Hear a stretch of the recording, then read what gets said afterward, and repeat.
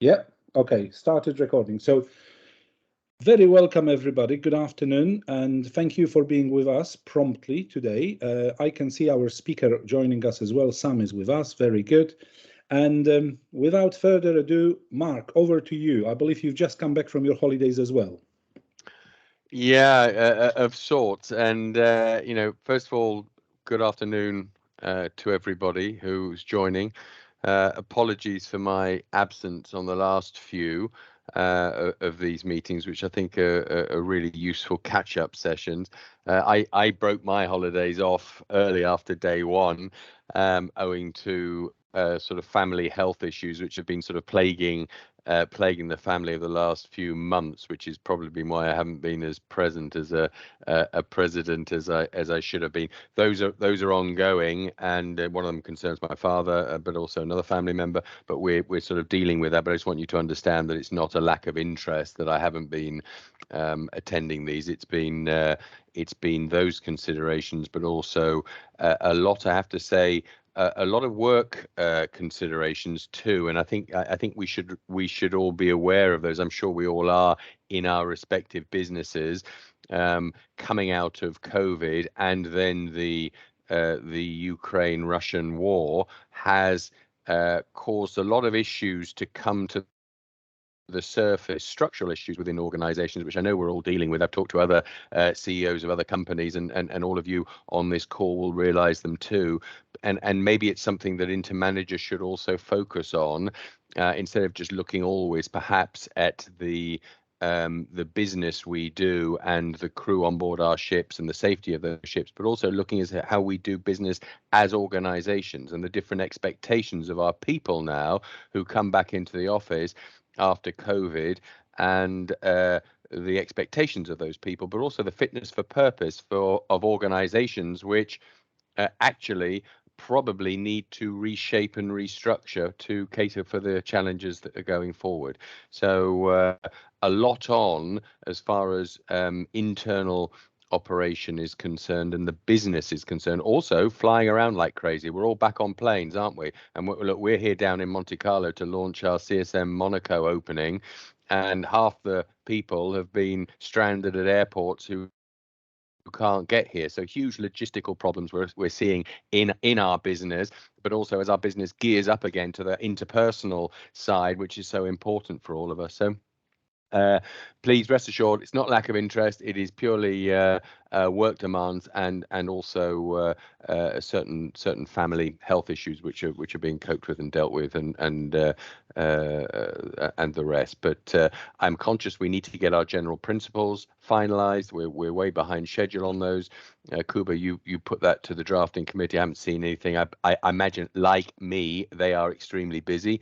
But you have my commitment now. I want to get these done. That was part of my manifesto. I want to get them done as quickly as possible as well. And then also perhaps spend a bit of time as an organization looking at how, what are the challenges of our staff, internal staff, shoreside staff in delivering, because some useful lessons have been learned in our reflection and implementation of certain new strategies. For instance, working from home and what people's views are through the different generations. But that's something that we could and perhaps should look at too. So thank you. Thank you. And taking the baton from Mark and running, next meeting, it will be in 12 days time. It will be on Tuesday, on the 12th. And we will be talking about technical superintendents. Together with FastStream, we've got a superb report, which I'm sure you would like to see, with salaries, structures, and everything. It was done with the survey among the technical superintendents around the world, and it will be fully reported to all members of InterManager at 60-minute meeting. I will be actually sending invite sooner this time, not waiting only 1 week before, because I think I will be able to cross all the T's this afternoon with Mark, and it will be fully reported. So it will dovetail with what Mark is saying, actually looking at our part of our industry, technical guys, but obviously There is also a discussion to be had about the personal departments, HR departments, and so on and so forth. So that's the very first thing which I have been dealing with after coming back from holidays. The other thing is EU ETS. Our committee has been working on this, and I've just circulated this morning another draft of very interesting comments which we have received from one of the members. This is still within the committee only, but I think we are now mature enough to go to all members and ask whether you are happy with the definitions European Commission is agreeing among themselves. And it's very important, in my opinion, that actually technical managers, third partnership managers, have their say now, because the EU ETS is coming on the 1st of January 2023. There is no phase in. It's the guillotine coming down. So we really need to discuss those things and agree among ourselves.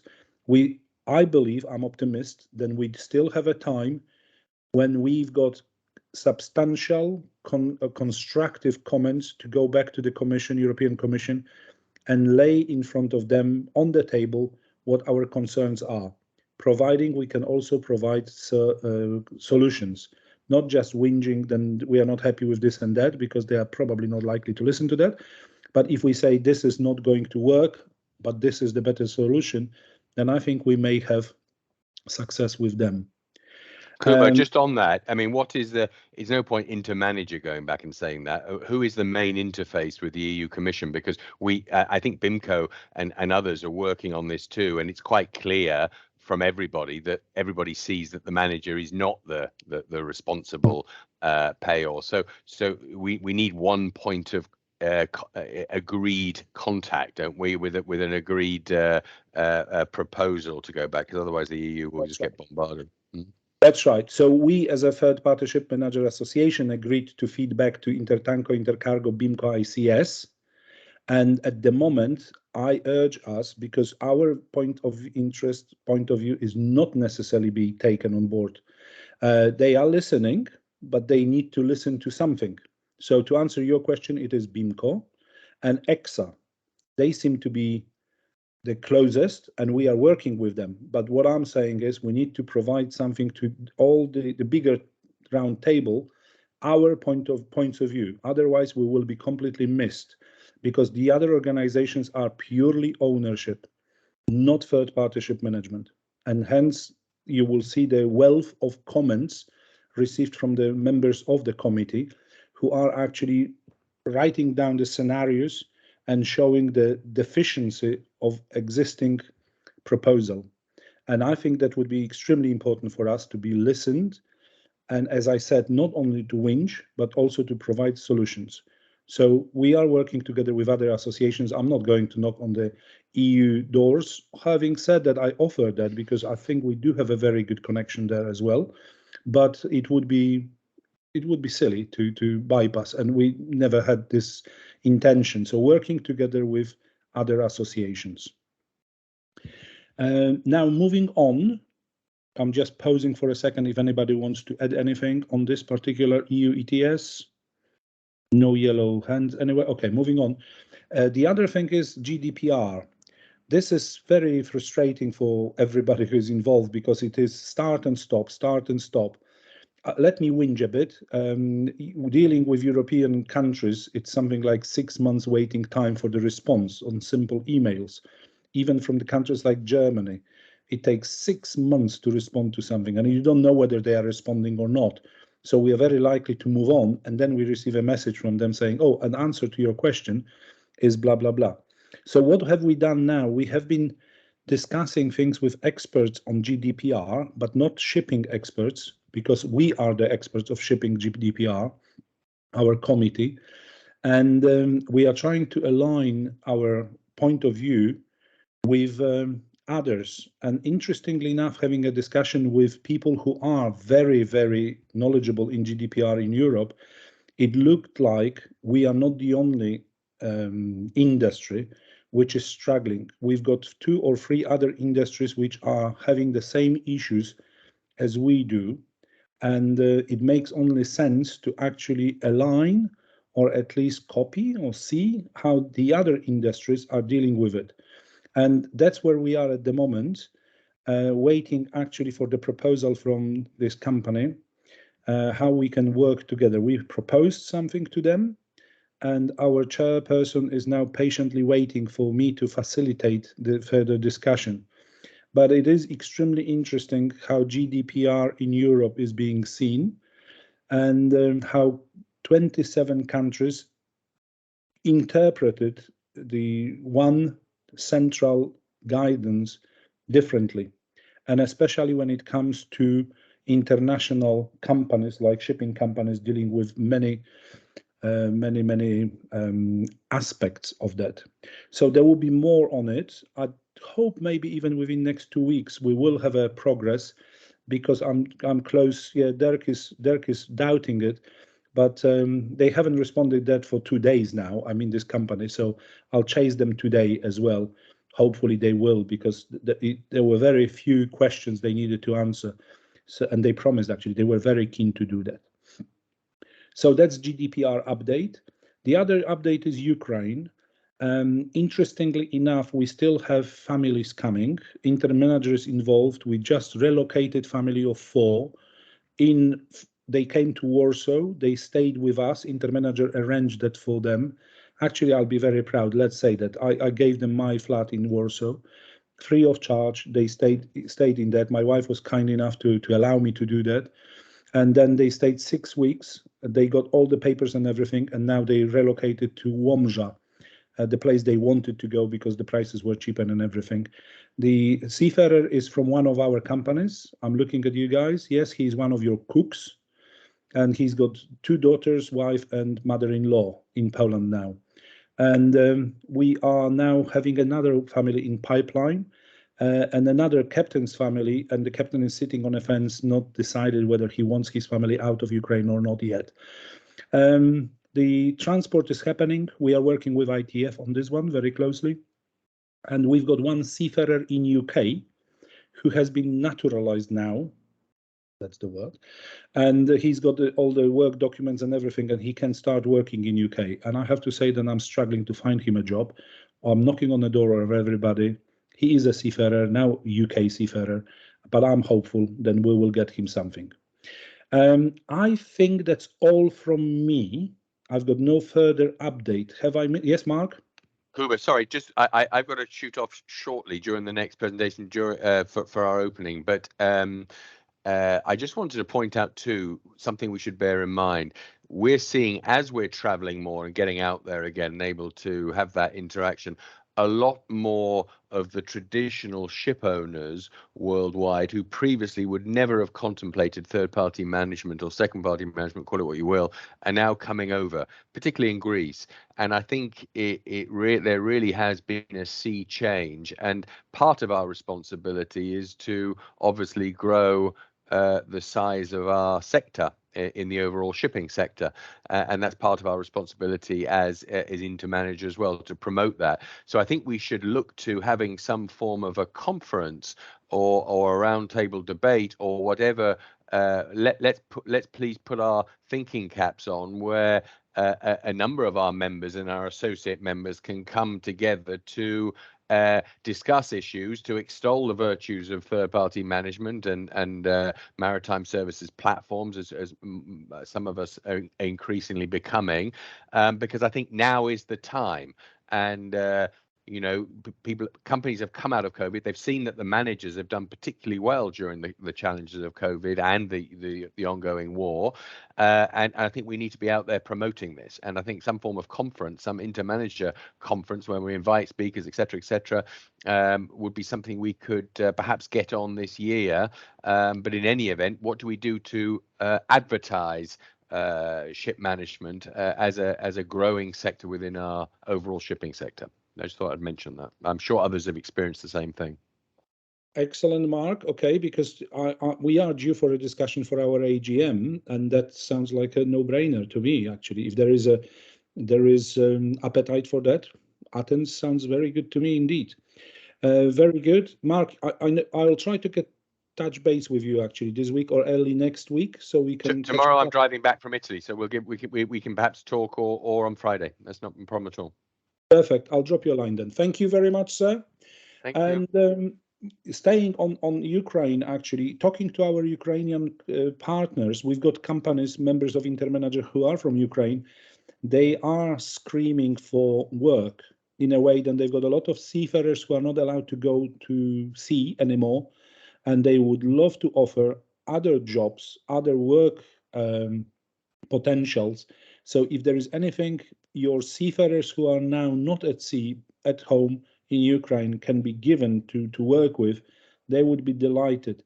Obviously, outside of InterManager, with other associations, we are working towards alleviating this ban for the seafarers to leave Ukraine and actually rejoin shipping industry. But the reality is that at the moment, majority of them can't, and because they are not earning money, there is a huge pressure on charities, huge pressure on the families, huge pressure everywhere. We are trying to make a point, but meantime, if you could think of anything, you've got a lot of very good guys sitting in Ukraine and actually doing nothing at the moment. So if you've got any resources issues in Cyprus, Monaco, Antwerp, then think of your teams in Ukraine. They could actually do something for you. That's all from me. 17 minutes of chatting. Thank you very, very much. I will pause for a second, look at the audience. If there is anything I have missed, is there anything you would like us to do? Think about that as well. And meantime, Sam is with us, and Sam has a very interesting proposal, and I think very ambitious as well. So Sam, over to you. Introduce yourself and introduce your idea, please. Yeah, no problem. Thanks, Cuba. Hi guys. Thanks for your time today. My name's Sam Lee. I'm ex-Royal Naval submariner engineer who then went into London shipping industry, saw kind of tech superintendency and how that world worked, and then a couple of us banded together to form what is the company I'm presenting today as Propel, which is, in essence, I'll touch on it during the presentation, but it's in essence a LinkedIn for the maritime world, a home that will unite the tribes into one place instead of us being as disjointed as we currently are. I'll share this and then I'll run through. Okay, we can see you. Yeah, can you see this okay? Yep. Perfect. So this is my opening slide. This is our representation of the shipping industry at the minute. The hay representing the seafarers and everybody eating from the same trough. We're all searching for the same people from the same trough. And I quite like this slide. I like the Columbia being second. Yeah, well, interesting. Where is Bernard? Yeah, there's some names on there. There's some names. So the way we find, engage and retain seafarers is no longer effective with the modern seafarer. And throughout this presentation, I'll explain what I mean by that. So the main enemy in you achieving your goals as a shipping organization can be distilled down into these three issues. So we find and recruit our crew via very analog, manual and time-consuming means. When we engage with the seafarers, we're pretty poor at it and in a pretty inept way. We're not able to reach them successfully, so our messages tend to fall on deaf ears, or most likely they don't actually get to the people we want them to. And finally, which some of you guys may have noticed, we're struggling to retain people through general job dissatisfaction, which is seemingly rampant throughout the whole industry.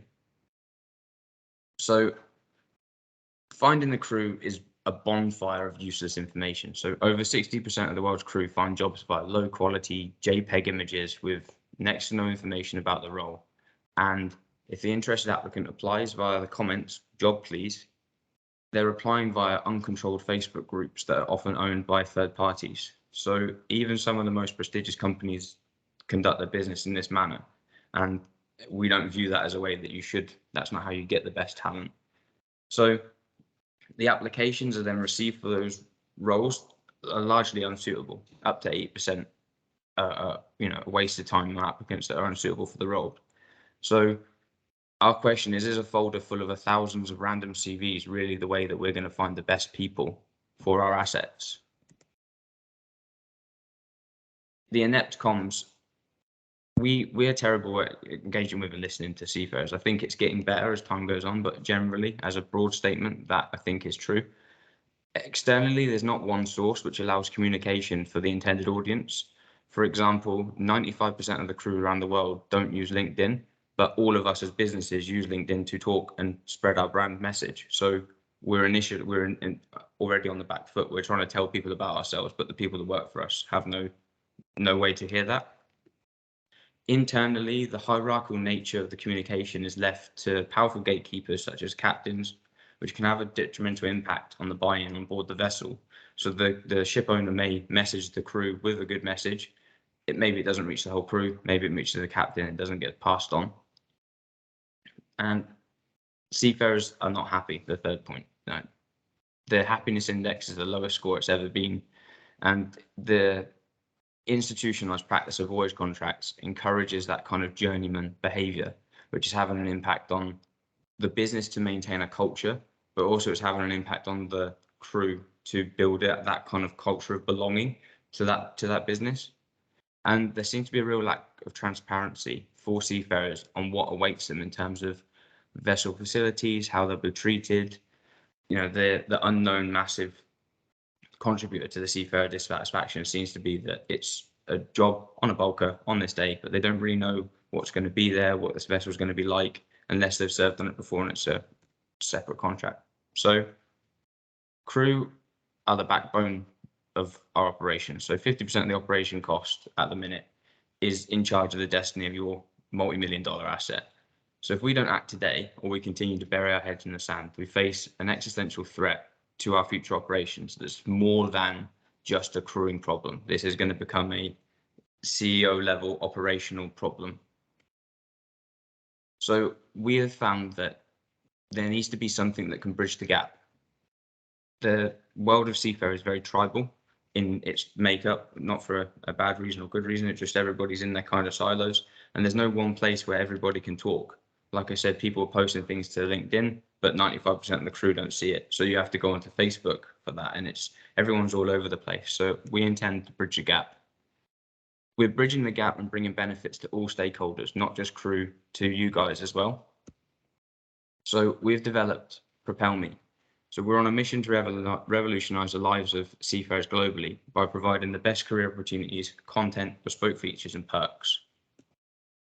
For the seafarer, they get a single app where they can manage all their certificates, all their training certs. They get notifications to say your ENG1's about to go out of date. These things, you need to stay on top of it to stay fit for sea. They can apply for a job in a click. So because we have their profile, when you guys post a job, they are initially matched. So they don't have to fill in all the forms on one company, then go to the next company, fill in all the forms and maybe never hear back. So it's much better for them. There's a community aspect. So when they join up, they'll be asked, what were your last ships? When we know that, then we can partner them up with other people that have served on that ship, or what company did you work for? And we can start pulling them together as part of a seafarer community. And based around that, we have access to benefits. So we've partnered with people like NordVPN, MoneyWise, ways that we feel will help a seafarer. So if they are aware and they need to access the internet, we give them, I think it's 80% off NordVPN so they can access it securely. So there's a lot of benefits for them. For you guys as a shipping company, we have made it so that you can headhunt from our pool of 260,000 seafarers, which I'll touch on in a minute. We're hoping to grow very rapidly.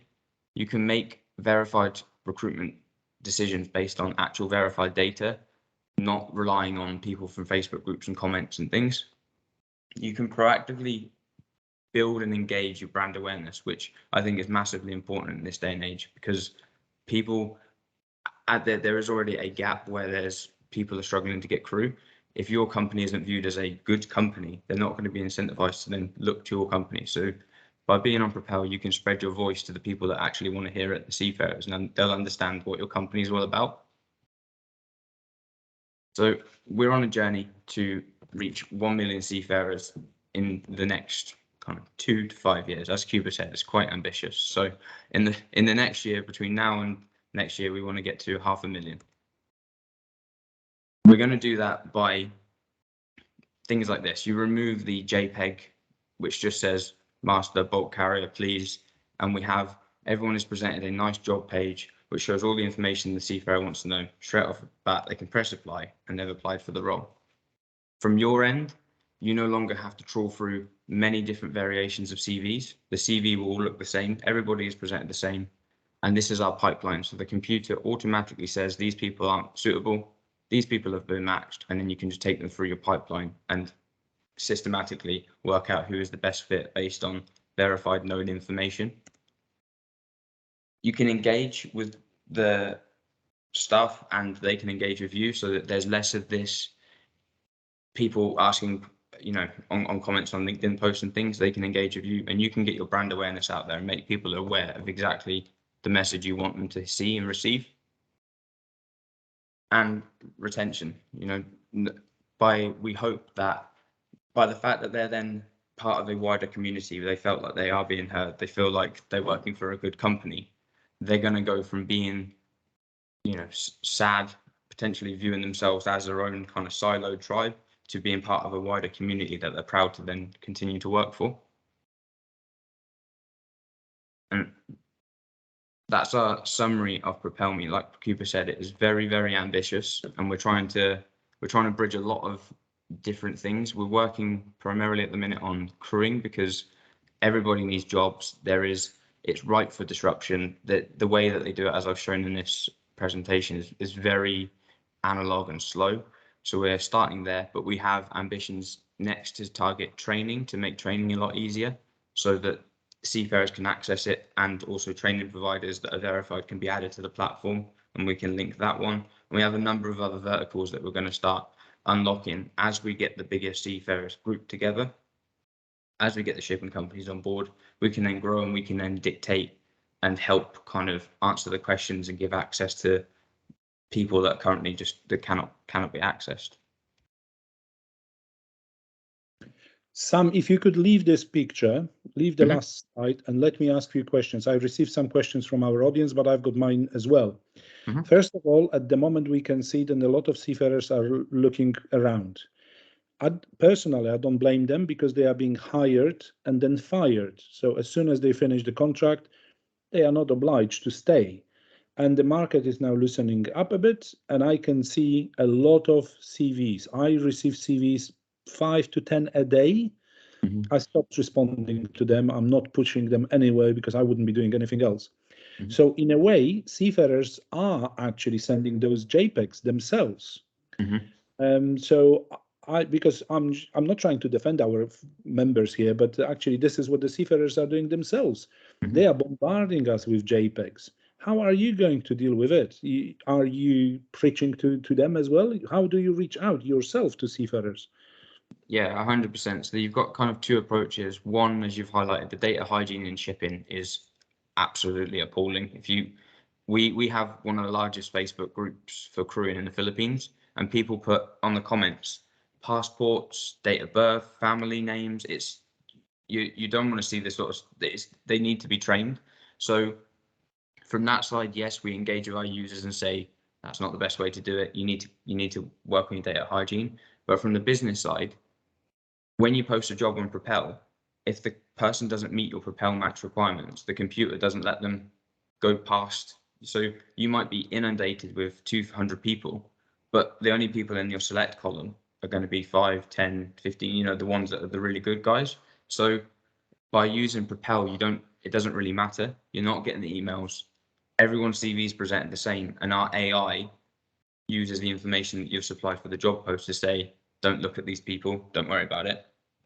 You can then click reject or something similar, and all of those users will be given a templated email written by you guys to say, unfortunately, you weren't successful this time, you know, try again later. So your only engagement is to click one button and you can email 200, 300, 400 people to say sorry, which I feel is very powerful for your brand, because I think if people are bombarding because they never hear back, so they feel like they need to spread a huge net, if you as a company are allowed to say, no, you didn't get it this time, but maybe next time, they start getting the feedback and thinking, okay, maybe I don't need to apply for all of these jobs because now I'm starting to get feedback. So we see it as kind of it's a whole encompassing way to solve the problem instead of it, there's not one source to fix it, if that makes sense. It does, but some, on the other hand, you are already assuming then our companies know very well what we want, and it's not always the case. And sometimes maybe we do in our personal department heads, but these are not necessarily put across to our customers, seafarers. And at the moment, I think a lot of our guys, if I were to come back to my previous company and open the door to the personal department and say, okay, guys, this is this Propel, we need to work with them. They would say, but we have no idea what they want. We have no idea how to structure those things. You are saying push the button, but garbage in, garbage out. We might be cutting out quite a lot of guys who would otherwise be very, very good for us. So that's my question. And then I see Björn has sent a message and there is a question. So if you could answer that, and I'll try to get Björn's question. Yeah, sure. I mean, when you post a job on here, the first thing you have to put in is the COC requirements. So that, obviously, I would assume if you know you need a captain, you need a captain, or you need a second, or whatever the COC is. So that's where the AI, you don't have to kind of say, I want a $10,000 a month Indian captain that's got loads of bulk experience, and you don't have to kind of dial it in. You can do, but at the very bare minimum, it's a captain with bulk experience, please. So that, I think you were not asking for too many requirements. Okay, so you will be leading by hand, basically. It's a tick box exercise as far as you are concerned. We are entering, and then you would say, obviously for us, it's extremely important to have a matrix met, oil major matrix, for example, and that's the biggest headache for many of our people, to find properly educated, properly certified, properly blah, blah, blah, blah, blah. But I take your answer, very good. There is the follow-up to that, sorry, Cuba, as well, is because it's an app-based platform, the seafarers can't see roles that aren't for their COC. So if they're registered as a third engineer on here, then they're a third engineer. So they don't need to see chief roles. So again, you limit their ability to just scattergun and apply for everything. Okay, understood. How many Filipino seafarers have signed on already? Yeah, so at the minute, we have 30,000 active users on the app. We have 500,000 Philippine seafarers on our Facebook group, and that's predominantly because that's at the time how Filipinos talk in the shipping world. It's all on Facebook. And we have another database of about 200,000 Ukraine, Russian based, and a bit of a mix of kind of English, Irish, and Dutch, and that sort of thing. So our plan is transition the Facebook users. We have the biggest Facebook crewing group in the Philippines, so we're just going to start posting Propel jobs and bring them across to Propel, so we have them as active Propel users, and then the same for our other databases. Then we start pulling people in. So we're on a journey, as I said, like we're trying to get to 1 million seafarers. We have at the minute targeted their tribes and their groups, and now we're trying to pull them into Propel. So for the Philippines, I think off the top of my head, it's like 520,000 users. Those numbers are actually indicating to us that you are not only talking to the seafarers as such, as we would call probably, because only Philippines are saying that they issued 320,000 Siemens books. But that could be families, I think. It could be girlfriends looking for a job for boyfriend. Apparently that's a thing. Yes, apparently that is a thing. It is definitely. I know in Poland, wives are extremely interested where the husbands are working and which company they would work for. But I'll leave it to you actually to sift through and have your artificial intelligence to distinguish between, because as I said, garbage in, garbage out, I'm afraid. Okay, very good. And you already answered my question, because people are asking about demography here. Where do you see most? But okay, Philippines. What about India? Because young Indians seem to be very savvy, technologically savvy. Then they've got not silos, they call them batchmates, and they work very well among themselves. So what about India? Yeah, India. So predominantly, to answer the kind of demographic question a little more, the demographic is as you would see in world shipping. Philippines, India, Ukraine, Russia, Indonesia. They're the main people, and then you have the kind of UK, British, and the smaller nations after that. India makes up our second largest pool. So at the minute we have the most in the Philippines. Second is India, and India's in the tens of thousands. I don't know the number off the top of my head, and obviously it changes pretty much every day with new users. But yeah, we have a really strong Indian base, and like you said, they were actually the Philippines. We have them on Facebook, and we're having to pull them across. The Indian crew seem to see the app, like the app, and then they're signing up on their own. So I think you're right. I think they seem to be more kind of savvy for that side of things, whereas Philippines kind of tend to stick on Facebook. So that's our challenge, to kind of get them off there. And some, without disclosing too much business information, who is your best friend company-wise in Propel? Who is your best supporter? I see a lot of Maersk being mentioned. Is it only because you used to be a Maersk, or is Maersk really up front there saying, Sam, give me more, I need more feedback and I need more? And our best friend, I would probably say, without giving up, CSM. We reached out to CSM in Cyprus to say that we have this thing, and one of their guys was fairly open and was like, CSM's too big to roll this out straight away. We would have to test it, and then he put us in touch with their Philippine agency, and we've been working with them to help them. So yeah, I would say CSM, but we're kind of, like I said, we're on the early part of our journey, so we don't have kind of, you know, one big tier one that's our big guy. But yeah, it's free to post jobs anyway. So Propel's free for everyone. So it's not a case that we're getting one guy. The venture capital guys are our best friend. That's okay, no, that's good feedback, obviously, and I'm not surprised that nobody wants to go full Monty immediately.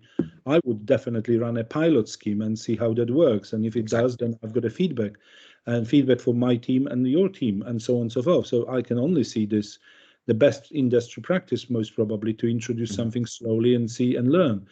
So very good with that. I have no further questions. Nobody ever sent anything else to me, so I'm more than happy to open the floor. Maciej Baim, Maciej, go for it. Hi, I have two questions. So the first one I think was partially answered. This was about the quality of the user, so the seafarers, officers, candidates that they are part of the system. What is your process to verify these candidates? Yeah, so they have to supply their COC when they sign up. They have to supply and say that they have a COC, and then we ask them for the last ship they were on, where did they sail it to, and how long have they held that rank, to kind of just give some more background information. And then periodically, because it's app based, they get notifications to put more and more data on. So please update your training, please update this, please update that, and essentially build it out like your LinkedIn. That's your professional profile. You keep getting notifications to make it look better. And then when they go for a job, obviously then it's up to them to then pass that on to you guys, whoever the employer is, to say, here is all my data. So there is a team of people, sorry for some technical questions, but there is someone looking at these and actually verifying. Okay. Yeah, exactly. We were looking at trying to do like an AI computer script, but there was just so many different variations of certificates, and it wasn't feasible. And then the second question, if I may, because I think there is no such thing as a free lunch. So if this is free for us shipping companies and it is free for the seafarers, where do you think is the catch? No, 100%. So we make our money on ads. So on our social feed, people from companies and things can post advertisements or sponsored posts, and then you can post a job for free. But if you want to send a notification to every single user, then you pay for that. But that's it. There's no, we give you like 3 boxes, and then to pay, you have to pay another $100 and $100, none of that. So it's more, if you want to upgrade to a far better kind of use, then you pay for that. But otherwise it's free. Okay, thank you. Thank you, Sam. Anybody else? Okay, Sam. Oh, no, we do. Claude. Yeah, just one thing. Okay, we know that one of the sensitive topics there would be the wages, the salary. So in how far is that shared, or is it expected to discuss about that on the platform? Yeah, so we you have to put something in the box, but we've made it a type box. So if you want to put competitive, you can. But every person that's done a trial or signed up so far, we do ask to put a CV. Do put a salary. Just like I said, we're trying to make the industry a bit more cleaner and a bit more transparent. So the general idea is the captains know roughly what a captain on an LNG and a bulker, and they know roughly what the salary should be. So there shouldn't be that much issue putting up a range, because you can type, so you don't have to say it's, you know, $9,600. You could just put a range or competitive, but we do like to try and include a salary just to improve the quality of the jobs the seafarers are seeing, to try and compound the fact that you know, it's better for them and it's better for the shipping company as well. Let me just chip in on this one, because I have been monitoring this for many, many years now. And interestingly enough, Claude, I don't know whether you realize that, whenever I'm on a Facebook or LinkedIn, I see more and more shipping companies being actually very open about salaries. We didn't have it before. Nowadays, if you want fitter, €3,500, 2 weeks on, 2 weeks off.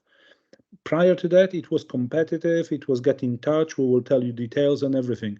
Now people seem to be cutting through, because I believe there is a sign of shortage of seafarers. I'm not saying there is a huge one, but there is signage. You know, there is something happening in the air, and I can definitely sense that from the social media. So your question is extremely interesting.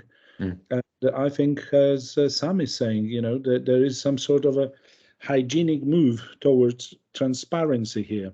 Whether it is good or bad, I don't know. It will drive prices, no doubt.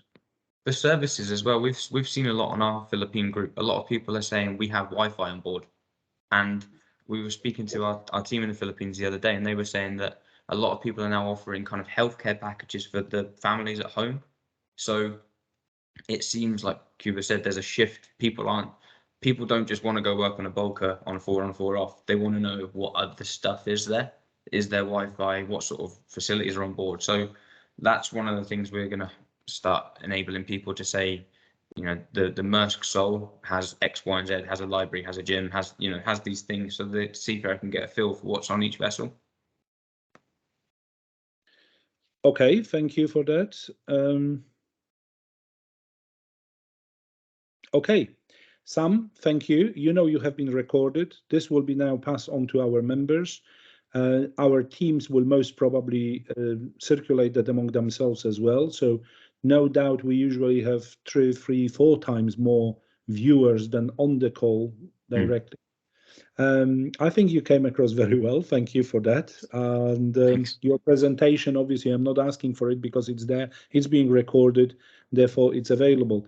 And we kept your slide for long enough so people know your email address and telephone number if they need to. I'm just curious, what does IO stands for at the end of the problem? Yeah, it's just like the web hosting element. Yeah, I know, but it's very secretive to me. It's above the technical level, is above I stay at the engineering level. It says .io. It's something to do with the actual coding of the actual website, like a .co.uk, because you can get .co, .io, all these other variations now. You see, I thought that I'm clever, then I was usually trying to check where you come from, but obviously I failed miserably now. It's nearly the Isle of Man, but not quite. Yeah, exactly. Indeed. We would love to see that. Manx would be ours, wouldn't it be? Indeed. Okay, ladies and gentlemen, Sam, thank you. Thank you very much. I'm opening the floor now for the final bit. If there is anybody, any issue, anything you would like us to discuss, or would you like me to do homework on, then please chip in now. Maybe myself again. Sorry, Kuba. Just one quick question. I should probably mention that before, when you had a little update about Ukraine and the situation. We've heard some rumors so far that there has been cases of Russian seafarers traveling with some cash that they received on board, and the cash being confiscated. Correct. So that you confirmed that this was happening in some and cases. It was, yeah, we heard that actually happening in Europe and mostly in Germany. In Germany, exactly. So that's the same rumor. Not rumor. No, but these are not rumors. This is confirmed. Okay. This is confirmed, and it's not necessarily 100% legal, but who can stop Germans in Germany? And who is going to fight for Ukrainian or Russian seafarer? P&I clubs are not really interested in that. It's less than 10,000, so they are not in breach of any regulation really. But Germans come on board and say, sorry, no, you can't have it. You're not going to get it, and has been taken off. And we don't, as you know, there is no a lawyer looking after seafarers. So no, it has been confiscated, full stop. And I don't know otherwise, but obviously if anybody has a first-hand experience and could challenge what I'm saying, then by all means, please chip in. But at the moment, I know of few reports, and a few reports, I think I'm talking 7 reports now, so far. Okay. Now that's sort of number and geographical area that I've heard as well. None of our crew, but yeah, that's okay. No, thanks. Okay, ladies and gentlemen, therefore I would call this meeting to the end. Thank you very, very much for attending, and watch out because there will be more messages from us regarding next meeting and the recording of this meeting. Thank you. All the best. I'll see you next in 2 weeks' time. Take care. Take care. Stay safe. Bye. Thank you, guys. Thank you. Bye.